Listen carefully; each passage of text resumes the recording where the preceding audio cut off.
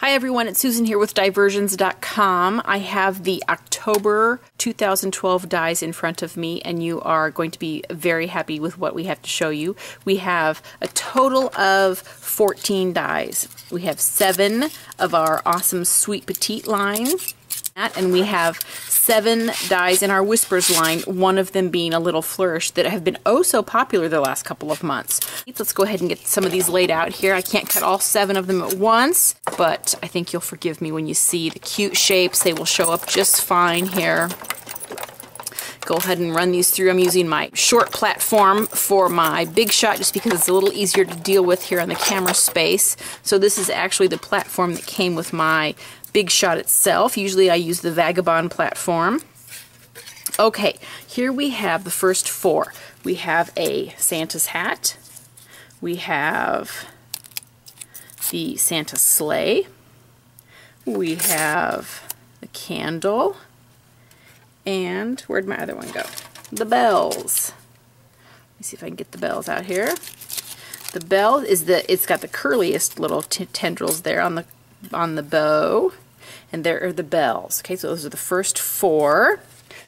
We've got 3 more for a total of 7 Sweet Petites. The Sweet Petites have been very popular, and we're very excited because a little bit of it is like I said when we first debuted these this summer, is we're bringing simple back. There's so many things you can do with a basic shape that is just one continuous outline. You can fill it in, you can cover it up, you can layer it.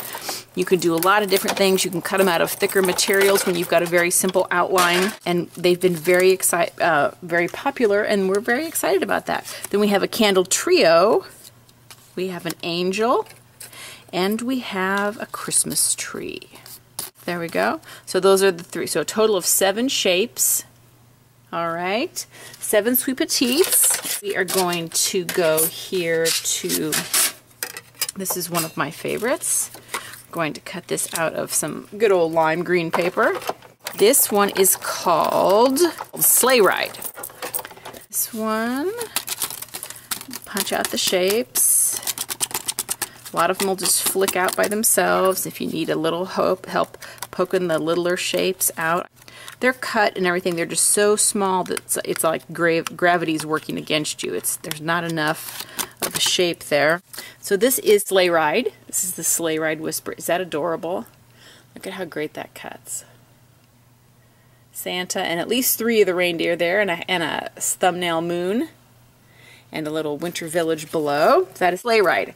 This one is called Christmas Eve Scene. You know, we've done the last couple seasons, we've done different scenes. The summer scene, the spring scene, the winter scene. This is the Christmas Eve scene. Oh, and I didn't cut it all the way. I overlapped my image a little bit with the paper, but I think you'll be able to see. This is going to make for some great, quick Christmas cards because I think cut in white and then matted on a dark color. You see, I overlapped my paper there, so imagine that it's cut, but it's Santa and his reindeer, a little snowman, and some Christmas trees below with a big full moon. I love that with the snowflakes. Great. That is Christmas Eve Scene. This one is called the Nativity. And go left to right. This is slightly oversized. It's slightly bigger than a 4x4. It's almost 4 1/4 by 4 1/4. It'll be perfect on the front of an A2 card. Whoops! Get all of those negative shapes knocked out. The rest of them poked out. All along the edge are stars. We just do a little poke and give gravity some help here. Alright, so here is the Nativity. A beautiful scene. Palm trees, the star, the baby. Very beautiful, and it's a little bit oversized, but it'll still fit beautifully on an A2 card. So we have more of a frame style that will fit still on an A2 card, but also be great on a scrapbook page. Actually, you know, I'm going to use my shim on this one. This one's got some real delicate swirls on it, so I'm going to go ahead and put my shim down here. Just because I know from cutting it on some other projects earlier this week that it's going to need that. The swirls and the swoops are what Need a little extra shimming to get cut. Alright, so here we have, this is the Happy Holidays. We did get a bird cut out here, which is the negative. You'll see here that this is a, it's like the size of a card front. It's a little bit smaller than an A2, so it'll fit great out on A2. Happy Holidays. You can see the 2 cardinals and Christmas lights. A bunch of snowflakes and 2 cardinals. Next up is Tannenbaum. The only reason that the shim is there is you could do it with paper, you could do it by running it back and forth, you could do it by cutting and rotating and cutting again. I just put the shim down there because it's easier and quicker. And I use our metal shims because it gets it done pretty much in one pass. This one is called Tannenbaum, which is the view of a Christmas tree in a front window with some drapes at the top and lights and candles with some presents under the tree. Okay. Here is Tannenbaum with candles and lights and some packages below. I just think that's adorable. This one, which is called the Candy Cane Wreath, which this is going to be very popular just because there's so many things you could do with it. Let's go ahead and cut this out of white, and I'll show it to you on green. This one might need a shim. Let's see how it cuts without... No, we're going to need a shim for this one. You can see it cut out the perimeter, but you can see the inside pretty much. This middle might come out, but there you go. The middle is going to come out and some of the bow, but I'm going to need a shim, so let's do this again. That's how you tell what you need. Now, normally you could easily use a patterned paper shim, but let's just go ahead and do my metal shim. I've got it right here, and I know it's going to work to run my shim through here once or twice. Makes a big difference. There we go. Turn it over. This is called the Candy Cane Wreath. And again, I remember I always color my poke holes that punch out the positive shape. So this is the Candy Cane Wreath.